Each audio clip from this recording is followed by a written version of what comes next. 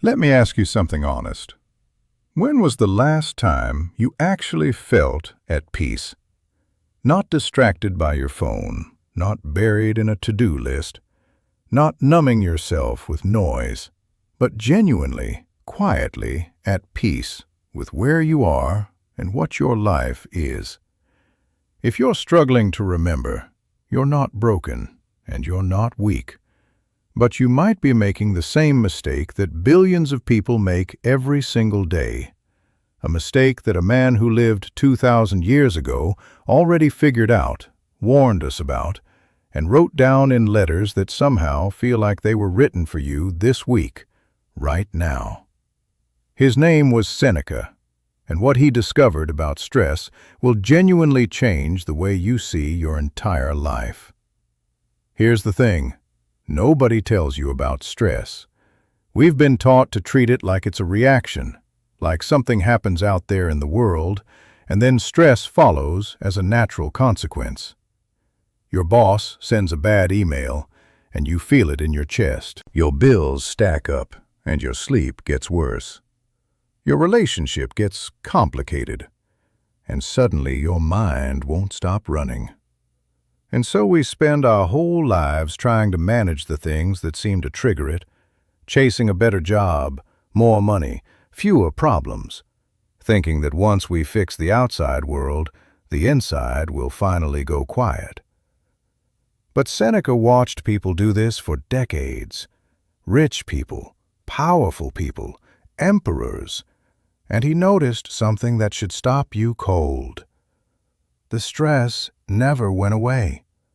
People got everything they chased and woke up the next morning feeling the exact same tightness in their chest. Because Seneca understood something that modern psychology is only now catching up to.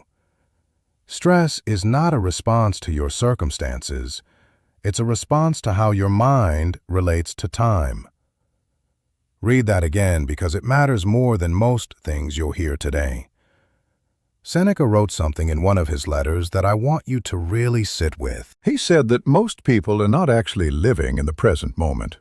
They're either dragging the past around with them like chains, replaying what went wrong, what was said, what was lost. Or they're throwing themselves into an imaginary future, torturing themselves with anxiety over things that haven't happened yet, and statistically, most of which never will. He called this the theft of life. Not death, not failure, not poverty. The real thief, he argued, was this constant mental wandering between a past you cannot change and a future you cannot control. And stress is simply what that wandering feels like in your body. Think about the last time you were genuinely stressed. Were you stressed about something happening to you in this exact second? Or were you stressed about something that already happened? Something you're afraid will happen? Something someone might think some version of tomorrow that your brain keeps painting in the worst possible colors? Almost always, it's the second one. You are not stressed about now. You are stressed about then. This is where Seneca gets surgical, because once you understand that stress lives in time rather than in reality, the solution becomes something you actually have access to right now. You don't need more money to fix it. You don't need a different life. You need a different relationship with the present moment. Seneca called it recollecting yourself. The idea is almost embarrassingly simple, which is probably why we dismiss it. When the anxiety starts to spiral and the mind starts running its disaster loops, the practice is to forcibly bring your attention back to what is actual, not imagined, not remembered, but actual. What is in front of you right now? What is real right now? What is true in this moment and nothing beyond it? Because when you are truly and completely present, Seneca argued there is almost nothing to be stressed about. The present moment, taken in isolation, is almost always survivable. It's the weight of every other moment we attach to it that makes it feel like too much. But there's a second layer to this, and this is where Seneca goes from interesting to genuinely unsettling in the best possible way. He was ruthless about what he called the fear of future suffering, and he described it in a way that once you hear it, you cannot unhear it. He said that we suffer more in imagination than we ever do in reality.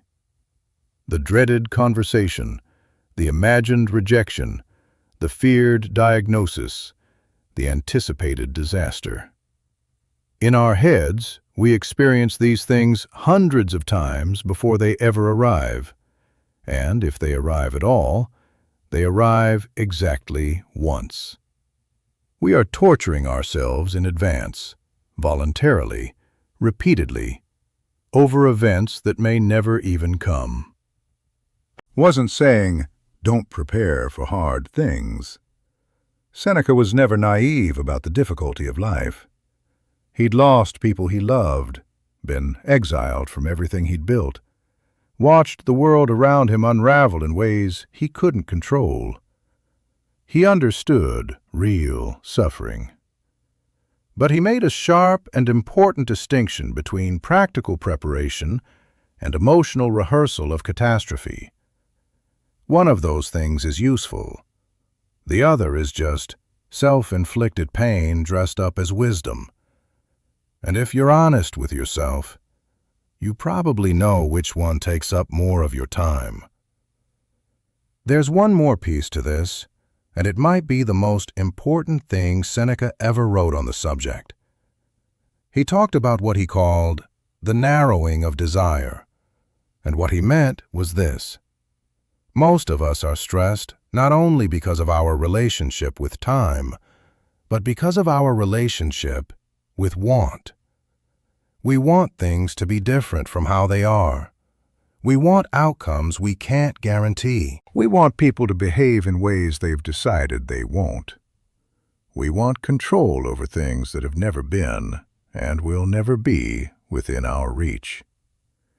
And every single gap between what we want and what actually is, every one of those gaps is a place where stress is born and lives and grows.